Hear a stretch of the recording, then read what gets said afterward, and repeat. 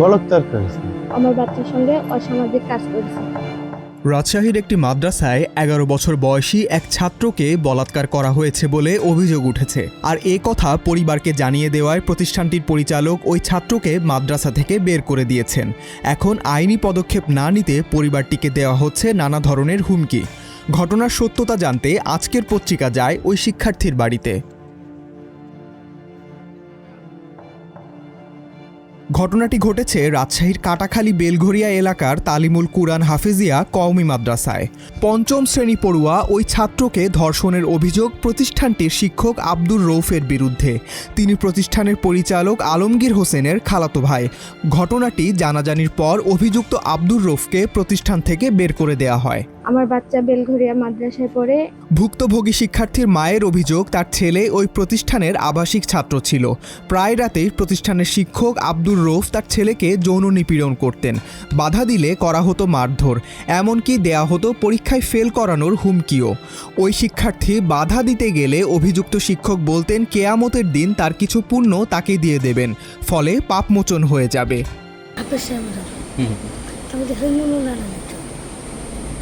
বলতে এখন না ভাল লাগে না, সব আল্লাহ গুণা দিতেছে। তো কি আমাদের আমার বাচ্চাকে আমার আমল দিব কিছু, তাহলে আল্লাহ গুণা দেবো। দু একদিন আমার কিছু বলতো না, তারপরে আমি পড়া না দিলে মেলা ব্যর্থ বলে যে পরীক্ষা নকল করবি, চুরি করবি, আমি দেখিলাম খালি বলি। শিক্ষার্থীর মা জানান, গত মে মাসের শেষের দিকে যৌন নিপীড়নের ফলে তার ছেলে অসুস্থ হয়ে পড়ে। তখন সে বাড়িতে গিয়ে সবকিছু পরিবারকে জানায়। এরপর তিনি প্রতিষ্ঠানের প্রধান আলমগীর হোসেনকে বিষয়টি জানালে ঘটনা চেপে যেতে অনুরোধ করা হয়। আমার বাচ্চার সঙ্গে অসামাজিক কাজ করেছে। করার পরে ওই হুজুর মাদ্রাসা থেকে পালাই গেছে। আমরা বড় হুজুরকে আনার জন্য বলেছি। বড় হুজুর হচ্ছে যে আমাদেরকে হুমকি ধুমকি দিয়ে ওই হুজুরকে হচ্ছে যে এখন পর্যন্ত নিয়ে আসেনি।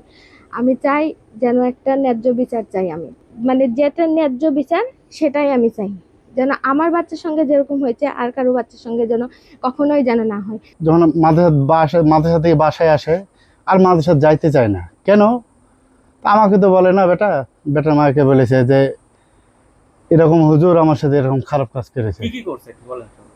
বলৎকার করেছে।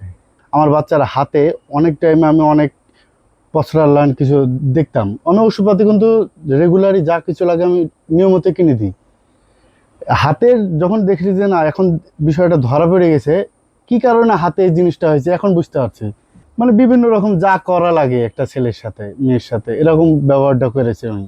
এখন ধরেন আমি রাস্তাঘাটে যদি বেড়াই তো এরকম হুমকি দিয়েছে যে আমি টাক চাপা দিয়ে মেরে ফেলবে, নাহলে হাত পা ভেঙে দেবে পুলিশ ডিবির লোক দিয়ে, এরকম হুমকি দিয়েছে। আমার দাবি যে এটা একটা সুষ্ঠু বিচার হয়। অভিযোগের বিষয়ে কথা বলতে ওই মাদ্রাসার সাবেক শিক্ষক আব্দুর রৌফের মোবাইলে যোগাযোগের চেষ্টা করা হয়, তবে সংযোগ পাওয়া যায়নি। আর প্রতিষ্ঠানের পরিচালক আলমগীর হোসেন এই বিষয়ে সংবাদ প্রকাশ না করার অনুরোধ জানান। এজন্য তিনি 50,000 টাকাও দিতে চান। আপনাকে আমি 50,000 টাকা, আমি এখন হচ্ছে 20,000 টাকা আমি 10,000 দিচ্ছি, আর আমি 40,000 টাকা এখন আমি 10,000 টাকা দিয়ে দিচ্ছি। ওনারা টাকা যদি দিতাম আজকে 1 লক্ষ টাকা, তাহলে এই ঘটনা ঘটতো না। এদিকে পুলিশের ভূমিকা নিয়েও উঠেছে প্রশ্ন। কাটাখালী থানার ভারপ্রাপ্ত কর্মকর্তা জানান, ঘটনাটি তিনি প্রথম থেকেই জানেন। এছাড়া মাদ্রাসার পক্ষ নিয়ে ভুক্তভোগী পরিবারকে ভয়ভীতি দেখানোর অভিযোগও অস্বীকার করেন তিনি।